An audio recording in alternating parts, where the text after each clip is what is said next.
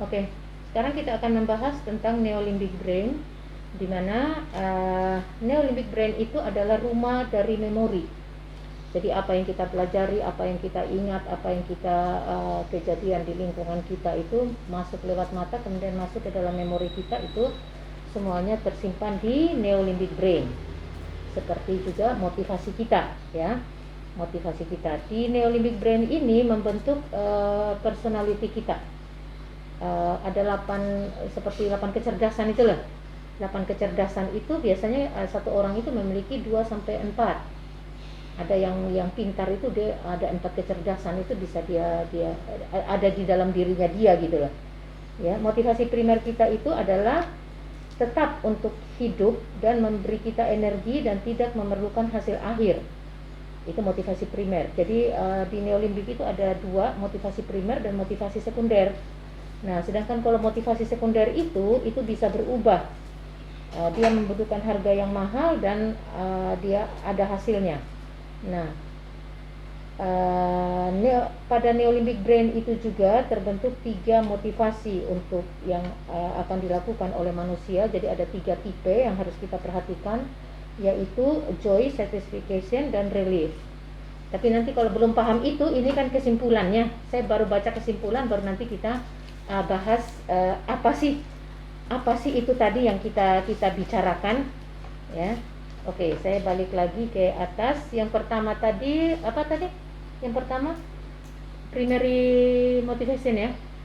Tadi pertama motivasi primer. Nah, motivasi primer itu disebut juga dengan intrinsic motivation, ya. Intrinsic motivation. Kemudian ada namanya eccentric motivation, kemudian terakhir adalah obsession. Nanti kita bicara juga tentang obsesi. Orang-orang yang terobsesi itu sebenarnya yang bekerja itu adalah bagian neolimbiknya. Oke, yang pertama itu adalah tadi yang pertama itu primary ini, ya.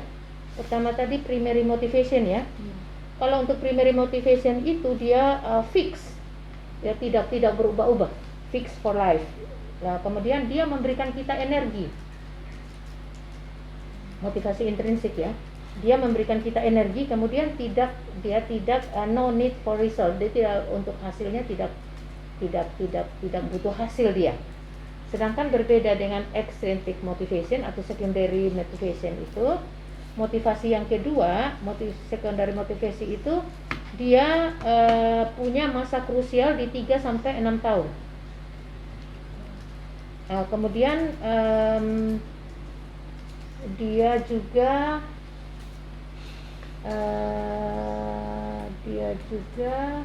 tidak fix, ya.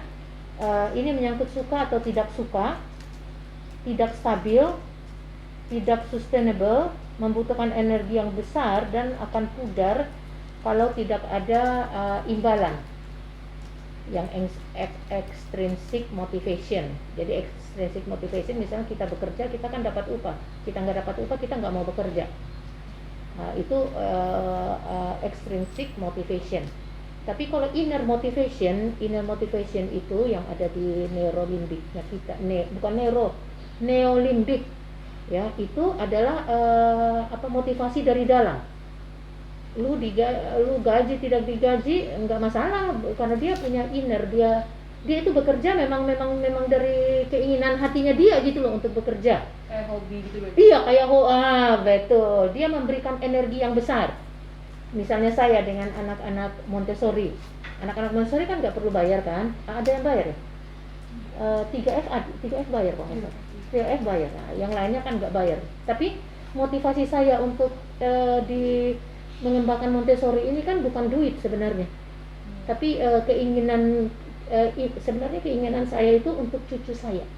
Saya mendirikan Montessori ini kan untuk cucu saya gitu. Saya ingin mendidik cucu saya sendiri. Nah, cucu saya dan tentu cucu orang lain kan, saya kan mendirikan homeschooling itu kan begitu juga. Intinya saya mengajarkan anak saya kan, habis anak saya, anak orang lain itu sebagai bonus gitu loh, tapi bukan tujuan itu. Jadi di saya itu saya mengembangkan intrinsic motivation saya. Jadi bukan karena duit itu kemudian datang, dia datang, sip, oke, senang, tapi bukan itu, gitu. Jadi itulah yang memberikan energi. Jadi intrinsik itu sangat memberikan energi loh. Kalau kita punya intrinsic motivation yang tersimpan di neolimbik kita, energinya itu gede banget. Ya, energi itu sangat besar untuk bergerak. Tapi kalau yang extrinsic motivation itu hanya berdasarkan imbalan. Jadi kalau imbalan ada, gua kerja, imbalan nggak ada, gua nggak mau kerja, gitu. Dan itu harus direview setiap 6 bulan, karena itu akan menurun. Kalau kita bekerja itu untuk extrinsic motivation itu akan turun di sekitar 6 bulan. Makanya perusahaan itu biasanya dia apa? Dia apa? Menaikkan gaji setiap 6 bulan supaya makanya di situ dikatakan membutuhkan energi besar juga biaya besar untuk membangun extrinsic motivation. Jadi secondary motivation itu yang ada di neolimbik kita. Oke? Nah, itu dari saya, kemudian masuk ke bagaimana menangani ini kemudian ya. Karena ada juga kemudian obsesi. Obsesi itu pernah tahu tentang obsesi? Akar ketagihan. Obsesi itu dia merasa bahwa dia harus punya sesuatu. Dan itu sampai nagih gitu. Obsession itu kan dekat dengan addiction, ya. Ya, kenapa kemarin saya kita laksanakan marshmallow eksperimen? Salah satunya untuk identifikasi obsesi ini, ketagihan ini. Dan syukur anak-anak kita ini, 2 orang ini lolos ya.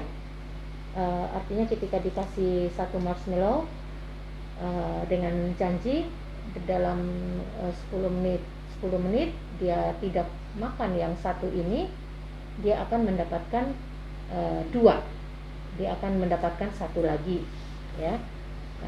Dan ternyata Davi dengan ini bisa ya. Tapi kamu lihat rekamannya, di dalam rekamannya kan ada pergumulan hatinya Vide. Dia colek begini, dia angkat ini angkat ini piring yang ada permennya, artinya dia tergoda besar untuk ambil itu loh, tapi dia teringat, ya kan, dia teringat kalau dia tahan tidak makan marshmallow-nya, dia akan dapat 2. Oke? Nah, disitulah itu kita bisa menilai ketahanan seorang anak ketika dia besar nanti terhadap obsesi, terhadap ketagihan alkohol, segala macam ketagihan. Artinya dia cukup kuat untuk menahan dirinya, self control ya, self control itu ya. Oke. Obsesi yang tidak diatur ya berpotensi merusak hidup. Ya, seperti ya kalau orang sibuk dengan alkohol, kira-kira ada nggak yang bisa dia kerjakan? Enggak, ya. Ketagihan apalagi? Narkoba, ada nggak yang dia bisa kerjakan? Enggak ya. Nah, neolimbic brain adalah otak standby mode yang kita operasikan sepanjang waktu.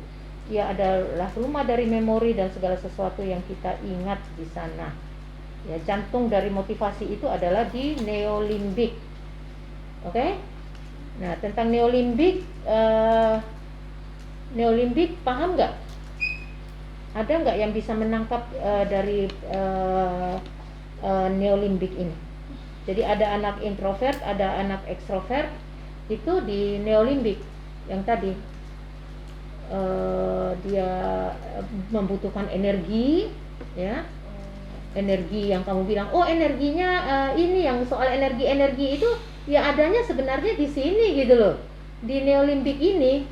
Jadi kalau ada intrinsic motivation itu memberikan energi.